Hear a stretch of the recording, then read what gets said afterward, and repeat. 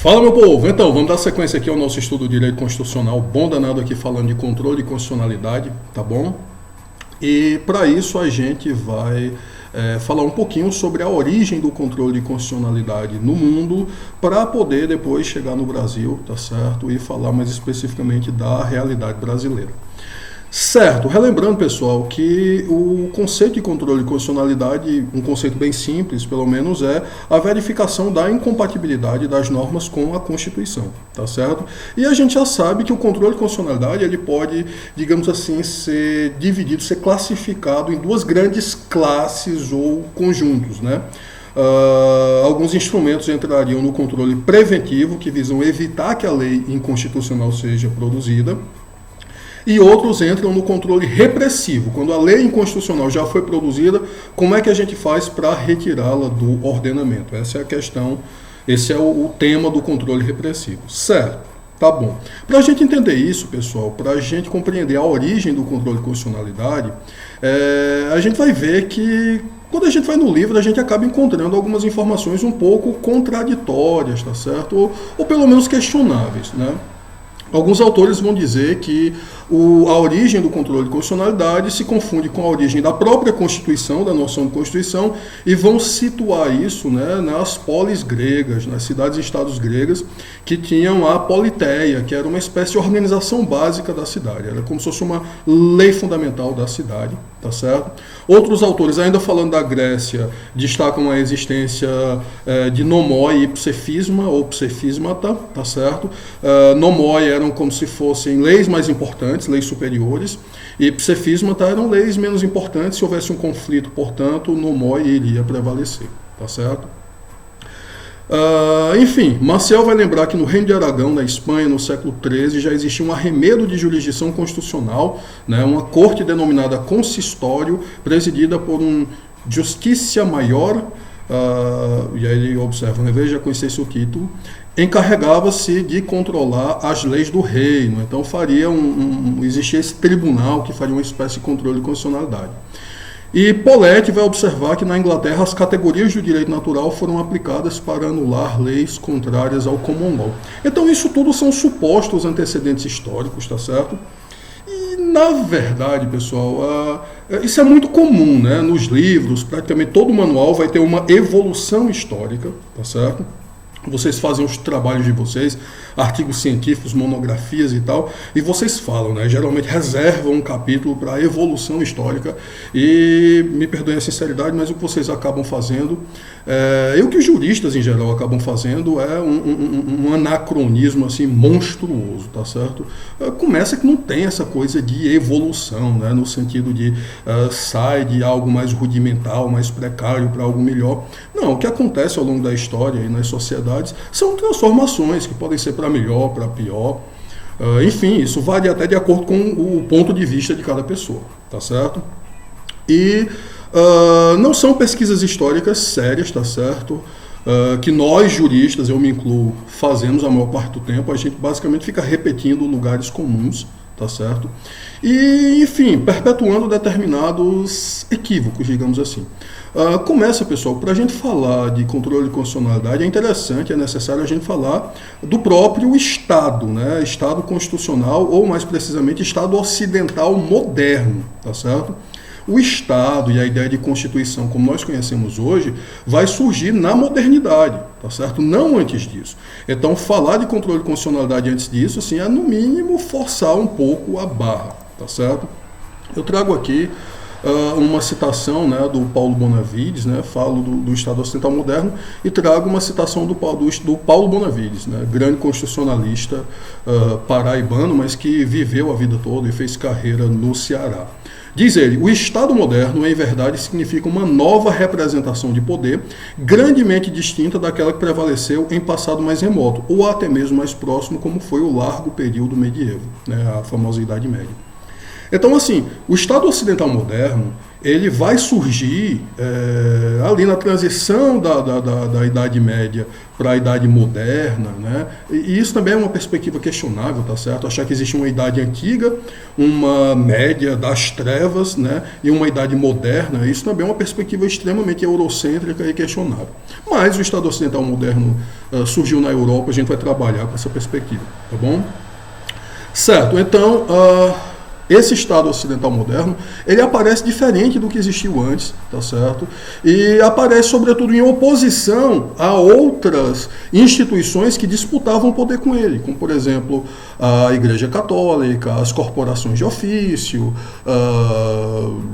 alguns nobres, que mais? O Império Romano. Então, assim, em oposição a essas outras instituições, que também eram dotadas de poder, também criavam normas, também exerciam em alguma medida um ius puniendi, etc, etc e tal, nasce o Estado ocidental moderno, tá certo? E é nesse Estado ocidental moderno que vai surgir a ideia de Constituição como nós conhecemos hoje, tá certo? E dependendo do que a gente considere fundamental para uma Constituição, a coisa vai acontecer bem mais tarde, só depois da Revolução Estadunidense, né, com a Carta da Virgínia e tudo. Se a gente considerar, por exemplo, que uma declaração de direitos é importante para uma Constituição, que a estruturação do Estado é importante para a Constituição, a separação de poderes, etc. Se a gente partir do que a gente costuma ter hoje em todas as Constituições, então Constituições, como conhecemos hoje, só vão ser uma invenção bem mais recente, tá certo? Tá bom. E aí, nessa perspectiva, onde é que nasceu realmente o controle de constitucionalidade, tá certo? Teria sido, no caso, Marbury versus Madison. E até aí eu problematizo um pouco, né? Eu coloco, vem cá, será que esse caso realmente foi o primeiro? Não, se a gente partir da experiência estadunidense, já tinham havido casos antes em que tinha sido feito o controle de constitucionalidade de leis, né? Inclusive por tribunais de justiça estaduais de lá. O mérito do caso Marbury, né, o que chama atenção no caso Marbury, eu vou falar em português, tá certo? Marbury versus Madison, não vou falar Marbury versus Madison, tá certo? Quem gosta desses preciosismos me perdoe, tá bom? Vai ser em português brasileiro com sotaque nordestino ainda mais. Tá bom. Então, o mérito desse caso é que foi a primeira vez que a Suprema Corte dos Estados Unidos, de fato, né, apreciou a constitucionalidade de uma lei e declarou essa lei inconstitucional. Então, é isso que chama mais atenção nesse caso, tá bom? Certo, e o que a gente tem para falar desse danado? Ele não foi o primeiro, exatamente o primeiro, mas foi o mais importante. O que a gente tem para falar desse danado, tá certo? Pessoal, John Adams foi o segundo presidente estadunidense.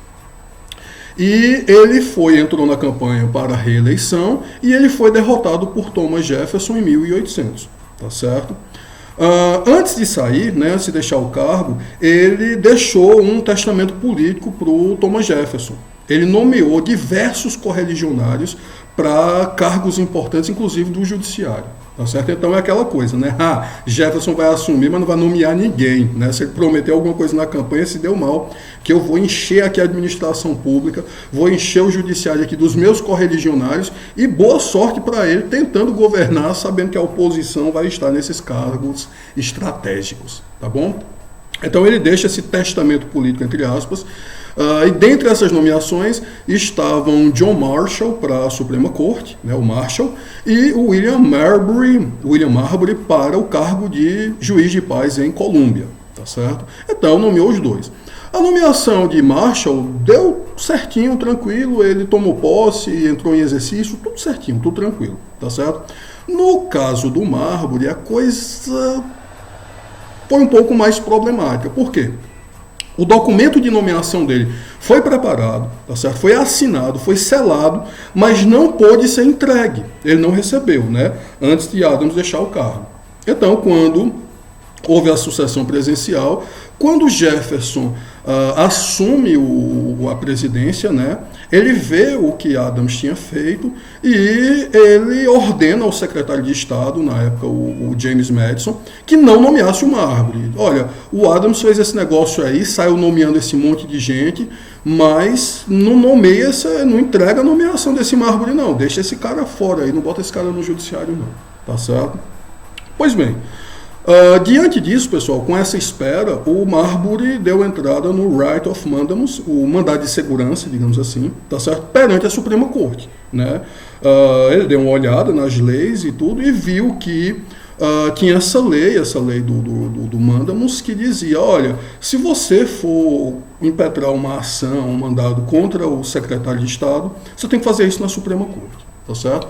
E aí ele deu entrada, né, nesse Writ of Mandamus, nesse mandado de segurança, vamos dizer assim, e o caso ficou simplesmente 2 anos sem ser julgado, tá certo? Ele caiu na mão do Marshall e ficou lá 2 anos sem ser julgado. Não julgava, não dava decisão nenhuma. E isso gerou uma expectativa pública imensa. Entendam, naquela época não tinha televisão, não tinha internet, sabe? Não tinha, sei lá, reality show, pornografia online, essas coisas que divertem as pessoas hoje em dia. Live, tá certo? Não tinha naquela época. Então as pessoas prestavam atenção nos políticos, viam o que era que eles estavam fazendo e tudo. E isso gerou uma expectativa pública, uma ansiedade generalizada, né? E as pessoas começaram a especular, né? Não, o Marshall não vai conceder a ordem, não vai nomear. Outros diziam vai, mas o executivo não vai cumprir, vai desmoralizar a Suprema Corte. E aí ficou, né, essa especulação toda. E como eu disse, coube ao Marshall, né, que já havia sido nomeado pelo Adams, julgar esse caso, né? E para julgar o caso finalmente, né, 2 anos depois, o que foi que ele apreciou, né, o que foi que ele analisou? Primeira pergunta que ele respondeu foi, Marbury tem direito à nomeação? Tem. Marbury tem o direito à nomeação. Não é porque o ato de nomeação não foi entregue a ele que ele não tem direito, não. Se o documento foi concluído, tudo certinho, ele tem direito a ser nomeado. Segunda pergunta, as leis estadunidenses amparam a pretensão dele? O direito está do lado dele? Tá, tudo certo. Então, a nomeação dele é para ocorrer, deve ocorrer, tá certo? Terceira, que aí, desculpa, ficou 1-2-2, me perdoem, eu não vou interromper a gravação e refazer isso tudo, tá certo? Terceira, interpor o Writ of Mandamus perante a Suprema Corte. É o remédio legal, correto, adequado? Não. E aí foi o pulo do gato do negócio. Ele disse, olha, ele tem o direito, o Marbury tem o direito, mas a lei na qual ele está se baseando para dar entrada na ação é inconstitucional, porque só quem pode definir as competências da Suprema Corte é a própria Constituição, e essa lei colocou essa competência para julgar esse mandado, e essa lei é inconstitucional. Então, embora ele tenha o direito, eu não vou poder conceder, né, o pedido dele, porque a lei em que ele se baseou é incidental. Observem o seguinte, pessoal, o objetivo dele não era verificar se a lei era constitucional ou inconstitucional. Isso foi apenas uma etapa que ele teve que vencer para poder decidir o caso, tá certo? Tá. Dando sequência, então, Marshall, como eu disse, avaliou a própria lei do Mandamus e a Constituição dos Estados Unidos e concluiu que a lei era inconstitucional. E na decisão dele ele registra, olha, isso é função do judiciário, isso é tarefa do judiciário verificar essa compatibilidade das leis com a Constituição, então eu estou fazendo esse controle de constitucionalidade e outros juízes também podem e devem fazer isso, tá certo? Tá bom.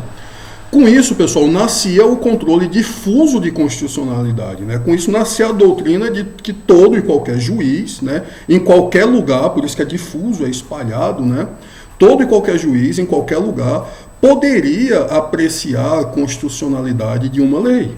Isso nasce lá nos Estados Unidos, tá bom? 1802, por aí, 1803, mais ou menos, tá bom?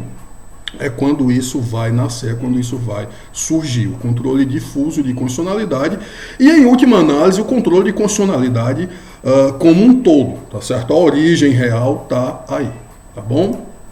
Certo. Repercussões desse caso, né? Repercussões disso. Tem essa passagem do Thomas Jefferson, né, que eu achei interessantíssima. Isso é uma carta que ele mandou para um amigo, tá certo? E eu acho essa declaração dele extremamente atual, sabe? E muito apropriada à realidade brasileira e à realidade atual. Ele disse lá no século XIX, mas é super válido para a gente hoje, tá certo? Ele disse: eu lhe agradeço, Senhor, pela cópia do seu Republican que você foi tão amável em me enviar. Você parece, nas páginas 84 e 148, isso é ele comentando um livro que ele recebeu do autor, tá certo? Você parece, nas páginas 84 e 148, considerar os juízes como árbitros definitivos de todas as questões constitucionais. Uma doutrina que é perigosa e que nos coloca sob o despotismo de uma oligarquia. Então, ele considerava o judiciário já uma oligarquia, ou pelo menos uma oligarquia em potencial. E aqui ele faz o comentário que é o melhor dessa citação, né? Nossos juízes são tão honestos como os outros homens, e não mais. Então, um juiz, ele é tão honesto ou tão desonesto como qualquer outra pessoa, tá certo? Prosseguindo. Eles têm, como todos os outros, as mesmas paixões por badalações, festas, né, em geral, pelo poder e pelo privilégio de sua corporação. Seu lema é Boni iudicis est ampliare jurisdictionem. E seu poder o mais perigoso, pois eles estão no ofício por toda a vida e não são responsabilizados como os outros funcionários são pelo controle eletivo, né? Ou seja, eles não se submetem ao controle do voto. Eles têm essa, digamos assim, uma espécie de quase garantia de responsabilidade. Eles podem errar, né? Que eles não vão perder a próxima eleição, porque eles não estão submetidos ao controle do voto. A Constituição não erigiu um tribunal único, sabendo que a quaisquer mãos que lhe confiasse, com as corrupções do tempo e das cerimônias, seus membros se tornariam déspotas. É mais sábio fazer todos os departamentos coiguais e co-soberanos entre si. Isso são palavras do Thomas Jefferson, né, que, como eu disse, são extremamente atuais, tá certo? Sobretudo quando a gente analisa a qualidade do judiciário brasileiro como um todo. Veja, estou dizendo que existem maus juízes? Sim, existem. Existem bons juízes? Existem, né? E se você analisar cada juiz isoladamente, ele é tão bom, tão ruim como qualquer outro homem. Tá certo? Não tem santo, não tem milagre, não tem Messias. Eles são, ou deveriam ser, funcionários públicos, servidores públicos, como outros quaisquer, né? E talvez, apenas talvez, devessem prestar contas como os outros, inclusive os que estão submetidos a mandatos eletivos. Tá certo? Então, fica essa provocação do Thomas Jefferson, né, a título de reflexão crítica, o que eu acho extremamente apropriado, extremamente atual, né, para a nossa realidade. Mas vamos seguir ainda falando das repercussões, né? É muito comum a gente ver nos livros que o caso Marbury inaugurou o controle de constitucionalidade e que a partir daí estava criado, né? Fez-se o controle e todo mundo saiu controlando a constitucionalidade das leis e declarando lei inconstitucional. Não é bem assim, tá certo? A decisão foi alvo de críticas por parte de setores do próprio judiciário estadunidense, né? Inclusive outros justices da Suprema Corte não foram exatamente tão favoráveis a ela, né? E a própria Suprema Corte em si levou meio século, isso mesmo, 50 anos, até declarar um outro ato do Congresso inconstitucional, né? O que aconteceu no caso Dred Scott versus Stanford.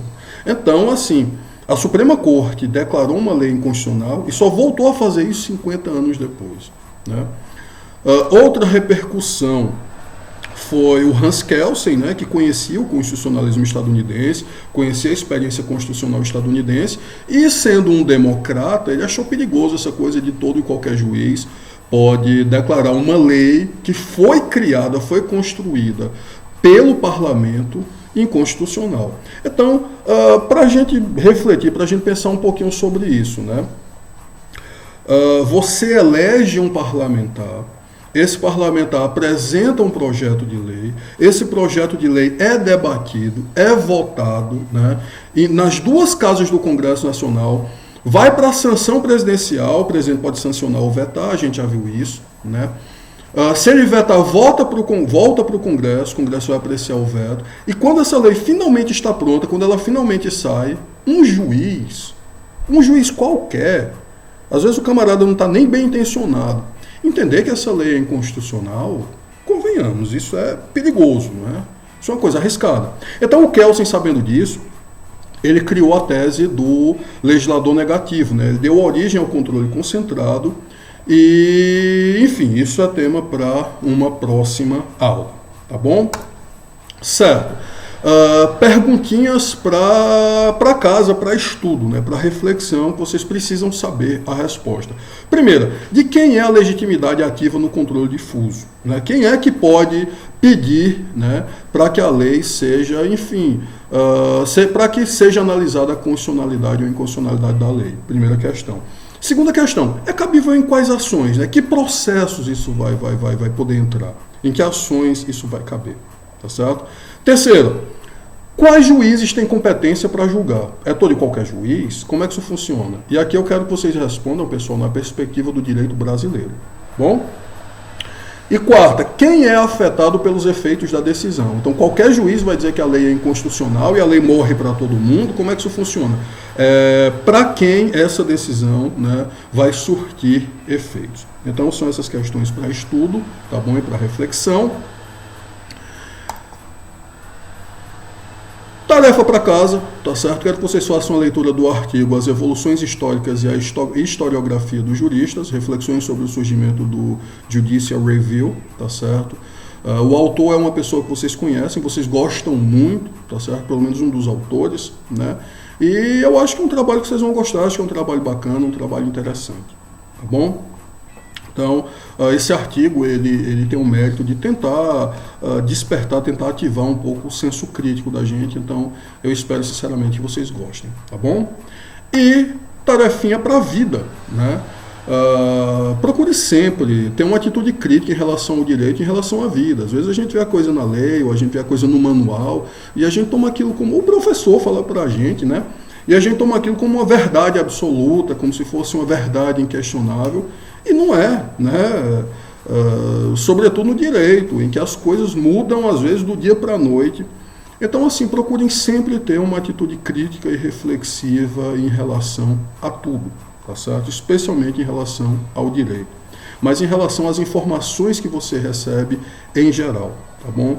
Então, se você quiser ter uma fé, tá certo? Se você quiser acreditar em dogmas, se você quiser ter uma fé cega, entre aspas, se você quiser acreditar em algo que você não vai questionar, não vai refletir, faça isso na sua religião, tá bom?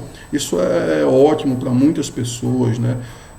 A fé, a religião ajuda muita gente em muitos aspectos da vida. Esse é aí que a gente deve colocar a nossa fé. Tá certo? Quando a gente vai falando de direito, quando a gente vai falando de informações que a gente recebe do mundo, aí é interessante você ter uma atitude crítica em relação a tudo. Você questionar tudo e, claro, questionar a veracidade das coisas. Tá bom?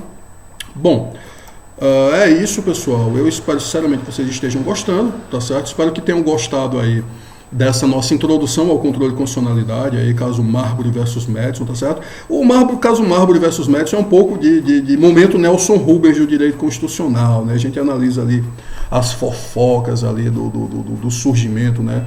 Dos primeiros presidentes dos Estados Unidos e toda essa rivalidade do Adams e o Jefferson. E detalhe interessante é que o Jefferson e o Adams, eles eram rivais assim absolutos na política, inimigos políticos, mas na vida pessoal eles eram amigos, né? E conta-se, não sei se é verdade, nunca verifiquei, que no leito de morte, né, eles morreram no mesmo dia, quase na mesma hora, né? E teve um deles, assim, eu acho que foi o Jefferson, não sei, que as últimas palavras dele foram, alguém disse, ele se despediu assim da família, né, de quem estava lá. E aí ele disse, não, mas o senhor não vai morrer, o senhor não pode morrer, não sei o que, o país precisa de você. E aí as últimas palavras dele foram o seguinte, ele disse, eu estou partindo, mas a democracia e o direito continuam vivendo porque John Adams está vivo. Eu não lembro agora se foi o Adams que disse isso do Jefferson ou foi o Jefferson que disse isso do Adams, mas embora fossem inimigos políticos assim viscerais, né, eles eram amigos pessoais. E no leito de morte, um elogiou o outro, né? Disse, a democracia continua viva, o constitucionalismo continua vivo, porque ele ainda está vivo. Mal sabia ele, né, que o amigo também estava no leito de morte. Então isso fica de lição também aí para vocês não brigarem por causa de política, porque enquanto vocês brigam, né, enquanto vocês constroem inimizades, os políticos em si são amigos, são muito amigos, né? Então é isso. Essa foi a nossa aula de hoje. Eu espero sinceramente que tenham gostado, espero sinceramente que estejam gostando. E como sempre, né, vamos arrochar o nó estudando direito constitucional. Bom danado. Beijo no coração.